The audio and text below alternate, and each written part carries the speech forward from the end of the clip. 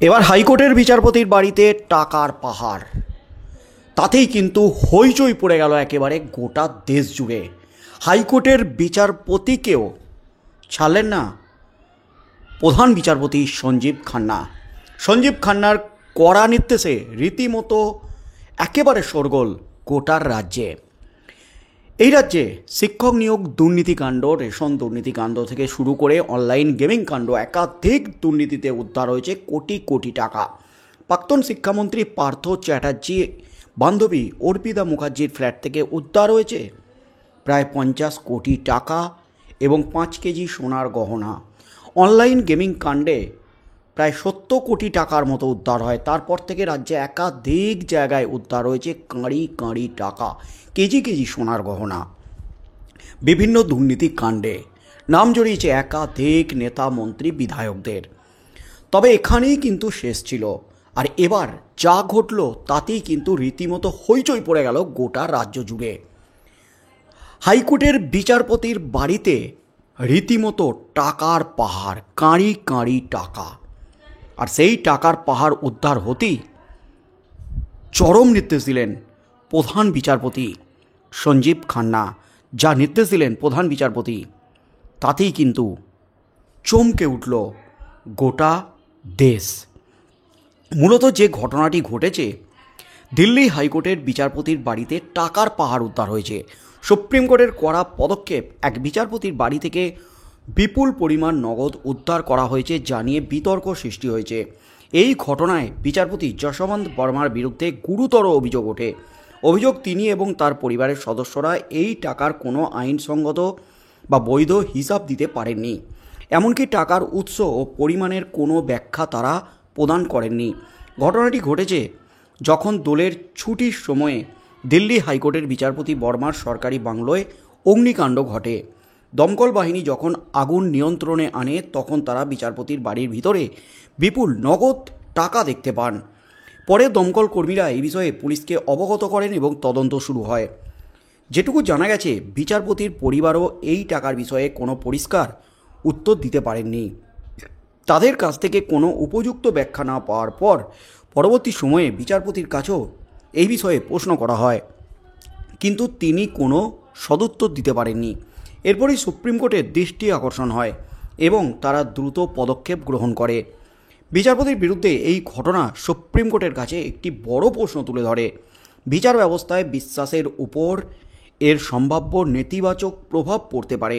তাই সুপ্রিম কোর্টের কলেজিয়াম প্রধান বিচারপতি সঞ্জীব খান্নার নেতৃত্বে একটি কমিটি গঠন করে। এই কমিটির সিদ্ধান্ত অনুযায়ী বিচারপতি বর্মাকে বদলি করার সিদ্ধান্ত নেওয়া হয়। তবে কিছু সদস্য আরও কঠোর শাস্তির পক্ষে ছিলেন এবং তাদের মতামত ছিল যে এর থেকে আরও দৃষ্টান্তমূলক পদক্ষেপ গ্রহণ করা উচিত ছিল, যা ভবিষ্যতে এই ধরনের ঘটনা যেন পুনরাবৃত্তি না ঘটে।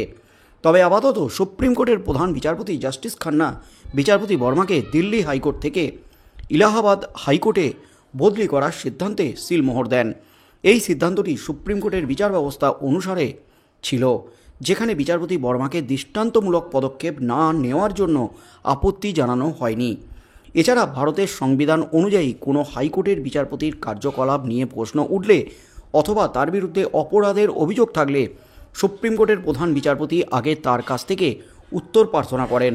যদি প্রধান বিচারপতি তার জবাবের প্রতি সন্তুষ্ট না হন, তবে তদন্ত কমিটি গঠন করা হয়। এই কমিটিতে সুপ্রিম কোর্টের একটি সদস্য এবং 2টি হাইকোর্টের প্রধান বিচারপতি অন্তর্ভুক্ত থাকেন।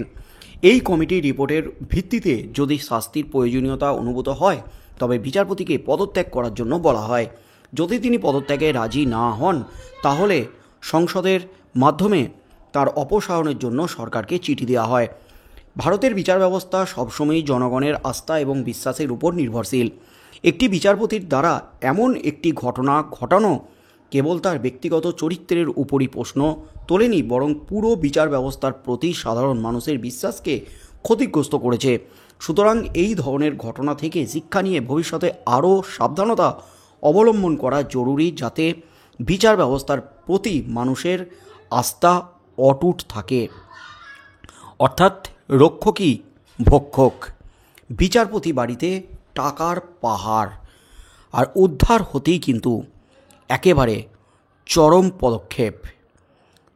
পদক্ষেপ সুপ্রিম কোর্টের। কিন্তু প্রশ্ন হলো, হঠাৎ কোর্টে শুনানি না করে বিচারপতি যশবন্ত বর্মা কোথায়? দিল্লি হাইকোর্টে এমন ঘটনা ঘটেছে যা সাধারণত দেখা যায় না। আজকে শুনানির জন্য আদালতে উপস্থিত সবাই অপেক্ষা করছিলেন এই বিচারপতি যশবন্ত বর্মার জন্য, কিন্তু তার পরিবর্তে আদালতে হাজির তার একটি স্টাফ, যিনি সবাইকে অবহিত করেন যে বিচারপতি বর্মা আদালতে বসবেন না। এই ঘোষণার পর কোর্টের মধ্যে শুরু হয় অশান্তি এবং কানাঘুষো। তবে এই ঘটনার পিছনে রয়েছে বড় কারণ বিচারপতি যশবন্ত শর্মার বাড়িতে উদ্ধার হয়েছে কাঁড়ি টাকা। তার বাড়িতে আগুন লাগাই কাল। আগুন লাগতেই কিন্তু কেঁচো খুঁড়তে একেবারে কেউটের মতো ঘটনা। দিল্লি হাইকোর্টের বিচারপতি সরকারি বাসভবনে আগুন নেবানোর সময় যে দমকল বাহিনী উদ্ধার হয়েছিল তাদের হাতেই গেছে একেবারে কাঁড়ি টাকা। আর এই খবর পেয়েই কিন্তু নড়ে চড়ে বসেছে দেশের বিচার ব্যবস্থা। প্রশ্ন উঠে গেছে বিচার ব্যবস্থা নিয়ে। এমনিতেই কিন্তু ইডি, সিবিআই তদন্তকারী সংস্থা থেকে শুরু করে বিচারপতিদের নিয়ে একাধিকবার প্রশ্ন উঠেছে রাজ্যসহ গোটা দেশে। টাকা দিয়ে বিচারপতিদের কিনে নিচ্ছে, এমনই কিন্তু অভিযোগ বারবার উঠেছে। তবে বিচারপতির বাড়িতে এই টাকার পাহাড় উদ্ধার হওয়ার পর বিচারপতি এবং তার পরিবার কোনো সদুত্তর দিতে পারেননি এই টাকা কোথা থেকে এলো। তবে সবথেকে চাঞ্চল্যকর ঘটনা হলো, ঘটনার সময় যখন আগুন লাগে তখন বাড়িতে উপস্থিত ছিলেন না এই বিচারপতি। আগুন লাগার খবর দেন তার পরিবারের সদস্যরা। দীর্ঘক্ষণ চেষ্টার পর আগুন নিয়ন্ত্রণে আসে, কিন্তু ফায়ার পকেট চেক করতে গিয়েই দমকল কর্মীদের চক্ষু একেবারে চড়ক গাছ। কয়েকটি ঘর থেকে উদ্ধার হয়েছে বিপুল অঘোষিত নগদ টাকা। যদিও ঠিক কত টাকা উদ্ধার হয়েছে সেটা কিন্তু এখনও স্পষ্ট হয়নি। বিচারপতির সরকারি বাসভবন থেকে এত টাকা উদ্ধারের ঘটনায় চাঞ্চল্য ছড়িয়েছে এবং সুপ্রিম কোর্টের প্রধান বিচারপতি যা সিদ্ধান্ত নিয়েছেন, ওই বিচারপতিকে এলাহাবাদ হাইকোর্টে বদলি করা হয়েছে। এটাই তার শাস্তি। কিন্তু যে দাবিটা উঠে গেছে আইনজীবী ইন্দিরা জয় সিংয়ের তরফ থেকে, কলেজিয়ামের উচিত অবিলম্বে উদ্ধার হওয়া অর্থের পরিমাণ প্রকাশ করা, যাতে জল্পনাটা বন্ধ হয় এবং দুর্নীতির অভিযোগ উঠলে ওই বিচারপতির পদত্যাগ করতে বলা হয়। তবে পদত্যাগ না করলে সুপ্রিম কোর্ট সরকারের দ্বারস্থ হয়। তবে এই মুহূর্তে সুপ্রিম কোর্টের প্রধান বিচারপতি শুধুমাত্র এই বিচারপতিকে ট্রান্সফার দিয়েই ছেড়ে দিয়েছেন। তবে আগামী দিনে এই কাণ্ড নিয়ে কী হতে চলেছে, বিচারপতিদের বাড়িতেও উদ্ধার হচ্ছে টাকার পাহাড়। আগে রাজনৈতিক নেতৃত্ব, মন্ত্রী, বিধায়কদের বাড়িতে টাকার পাহাড় উদ্ধার হয়েছে, দেখেছে গোটা দেশবাসী। সম্প্রতি কিছুদিন আগেই প্রাক্তন মুখ্যমন্ত্রীর বাড়ি থেকে উদ্ধার হয়েছে কোটি টাকা। আর এবার একেবারে বিচারপতির বাড়িতে উদ্ধার টাকার পাহাড়। কি বলবেন বন্ধুরা? অবশ্যই আমাদের কমেন্ট বক্সে কমেন্ট করে জানান।